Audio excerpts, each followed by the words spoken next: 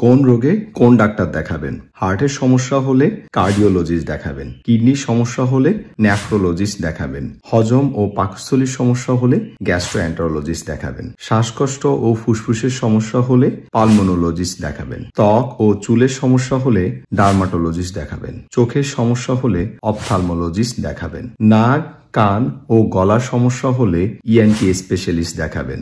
Joint ও বাতের ব্যথা হলে রিউমাটোলজিস্ট দেখাবেন। প্রস্রাবজনিত সমস্যা হলে ইউরোলজিস্ট দেখাবেন। নারীদের প্রজনন স্বাস্থ্যের সমস্যায় গাইনোকোলজিস্ট দেখাবেন। শিশুদের যে কোনো সমস্যায় পেডিয়াট্রিশিয়ান দেখাবেন। হরমোন ও ডায়াবেটিসের সমস্যায় এন্ডোক্রাইনোলজিস্ট দেখাবেন। মস্তিষ্ক ও স্নায়ুর সমস্যায় নিউরোলজিস্ট দেখাবেন। মানসিক স্বাস্থ্যের সমস্যায় সাইকিয়াট্রিস্ট দেখাবেন। ক্যান্সার ও টিউমারের ক্ষেত্রে অনকোলজিস্ট দেখাবেন। হাড় ও মেরুদণ্ডের সমস্যায় অর্থোপেডিক সার্জন দেখাবেন। সংক্রমণজনিত রোগে ইনফেকশাস ডিজিজ স্পেশালিস্ট দেখাবেন।